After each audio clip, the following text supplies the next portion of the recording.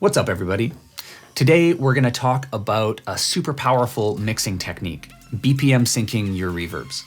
The most advanced producers and engineers in electronic music are doing this. And over the next few minutes in this video, I'm going to show you exactly how. So here's our game plan. We're going to cover what BPM syncing is and why you should be using it, how to make the calculations, exactly what parameters inside your reverbs you should be using this with. I'm going to run you through a couple of examples of how I'm using this inside of one of my current tunes, and I'm going to show you the plugins and tools that I've used to get the best results. So fire up your DAW, and let's do this.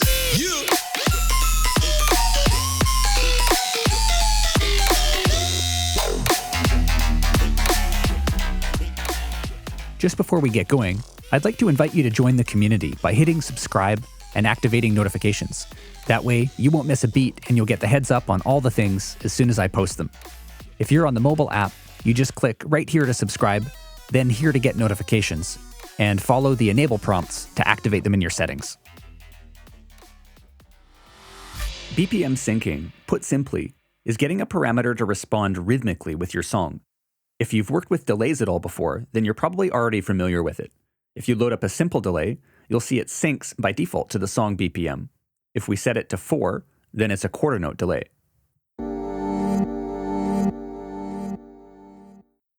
But if we look at other devices, like the reverb or the compressor, you don't get that option. You just see a value in milliseconds. But this doesn't mean that we can't do the same thing as delay. We just need to make the calculations manually.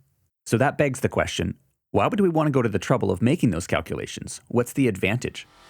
Well, this might seem obvious, but in case it's not, it gets the reflections and tails of your reverbs to groove and quantize to your song. The ambience and room sound will now lock to your song's tempo and move in time rather than being some random value that you set by ear. The main pluses I get from it are being able to add a lush sense of space to my mix without washing things out, and adding clarity and separation to my drums and other elements that I want to feel really close to me in the mix, like a bass or a lead vocal. Let's check out a quick clip of a song with this reverb technique implemented. This is a remake I'm doing of Ain't No Sunshine When She's Gone. I'll just play the drop for you.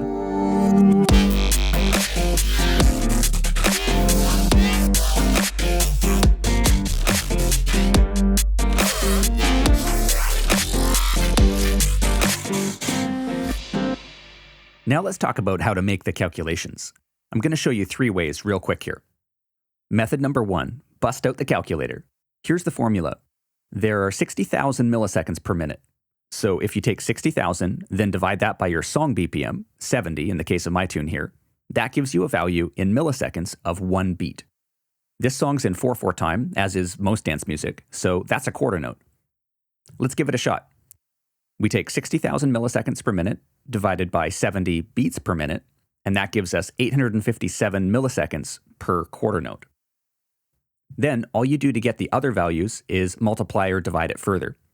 If we want an 8th note, we just divide that by 2, so you get 429 milliseconds. Okay, you get it. This way's a bit slow and painful, but hey, at least you get some extra mileage out of that calculator from grade school. Method 2, the app. There's a free iOS app called Audiophile Calc, made by Audiophile Engineering. Grab that, and it'll make the calculations for you. Now, it does a whole bunch of other really useful things that I won't get into now, but it does BPM timings like a charm. Check it out. Let's run through an example. You go to note length, then type in the song BPM, then you choose the length of the note that you want. We'll use a quarter note, and presto, it shows the value in milliseconds. Unfortunately, there are some limitations. A 30-second note is the shortest you can go, and a double hole is the longest. Now, for what I do, I prefer to use a 1/28th note in some cases, and a full 8-bar phrase in other cases. That's why we have method number 3, the spreadsheet. My first job out of university was as an accountant and auditor. I never would have thought in a million years that that job and my music career would ever have anything in common. But hey, here we are inside a spreadsheet. Who knew? I use BPM synced timing so much as an engineer and a producer that it made sense to have a tool like this to do it for me instantly. So I built this spreadsheet, which I've shared with you in the links, and it does all the heavy lifting. All you do is type in your song BPM up top, and it instantly calculates everything from 8 bars down to a 1/28th note. This one's done in the OS X program numbers, but I also exported an Excel version for Windows users. Hit up the link, download it, and it's yours. So what specific parameters do I use this with in reverbs? I've got two for you, pre-delay and decay time. Pre-delay is one of the sweetest and most powerful parameters you can use in your reverb. When you experience sound in a real room, what you hear first is the direct, early reflections off of nearby surfaces. Then you hear the more diffuse and dense secondary reflections that all blend together into the reverb tail or body. In my graphic, you can see the green early reflections and then the blue reverb body. Pre-delay, if you're not familiar with it, is the number of milliseconds between the original dry sound and the first early reflections. Pre-delay is an essential part of how we perceive the size of the room and our distance from a source sound. Using pre-delay on a reverb can make a sound feel closer to us in the mix, while still giving a nice sense of ambience around it. It's perfect for using on percussion and sounds that we want right in our face in an electronic mix, like bass or a lead vocal. Now, some of you may have heard people say not to put reverb on bass, so let me explain what I mean here. You generally don't want to put reverb on your sub, but it's common in electronic music engineering to split your bass into multiple bands. I like the sound of a very short, tight reverb on the mid and high bands of my bass, especially for basses with a lot of harmonic information in some genres. In this case, a reverb with a pre-delay helps the bass to feel close to you while still giving it a sense of space. The second parameter I use BPM syncing on is the decay time. This is the amount of time it takes for the reverb tail to fully decay after the early reflections. More specifically, it's what's called the RT60 time of the reverb, or the amount of time it takes to reduce an amplitude by 60 decibels. Let's take a look at a couple examples in this song I'm working on. There's a chopped up drum loop in the intro here. Let's solo it up. Here it is with the reverb.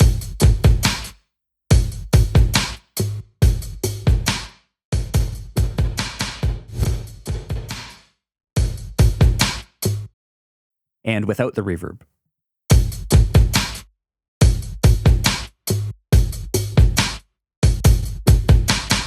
I've got a drum room style reverb on the loop using BPM synced timings. Let's take a look at them. Our pre-delay is set at 54 milliseconds, which, as you can see in my spreadsheet here, is a 64th note. The decay time is set to 375 milliseconds.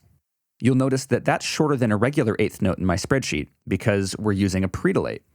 Pre-delay adds to the decay time by shifting back the entire signal. I've got an example here where I've rendered out a couple of reverbs to audio. The first one has no pre-delay.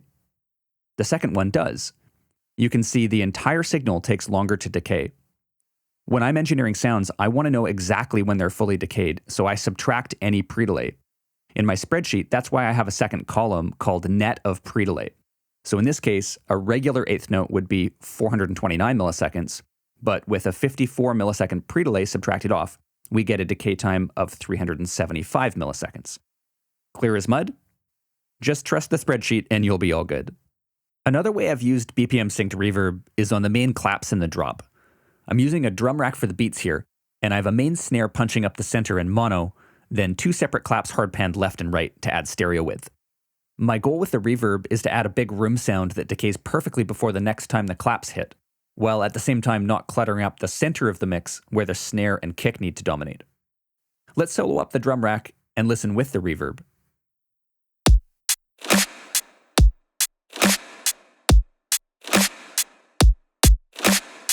And then without the reverb.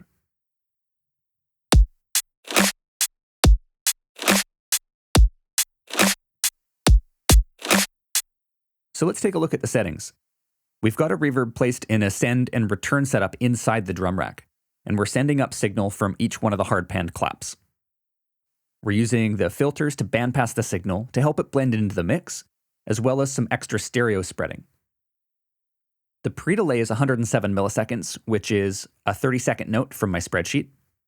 And the claps are on beats 2 and 4 of each bar, which means there's 2 beats in between them.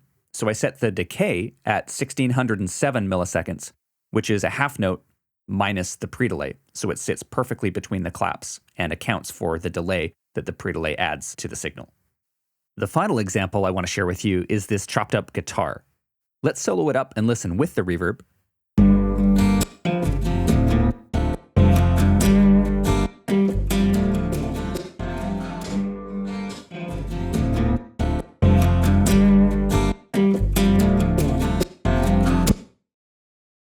without the reverb.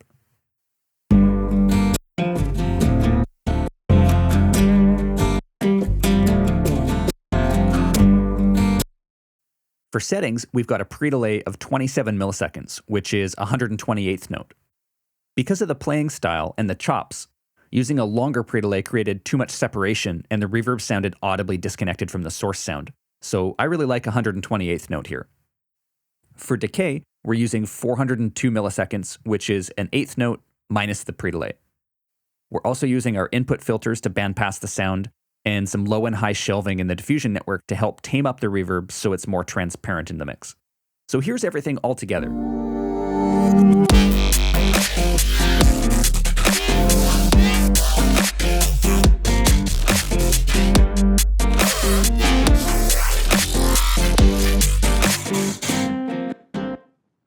If you liked what we covered today, it'd be super sweet if you dropped a thumbs up on this video.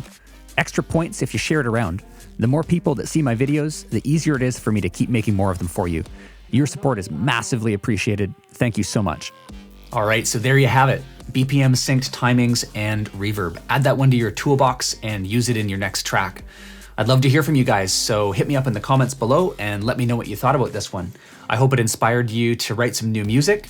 Happy producing. I'll catch you next time.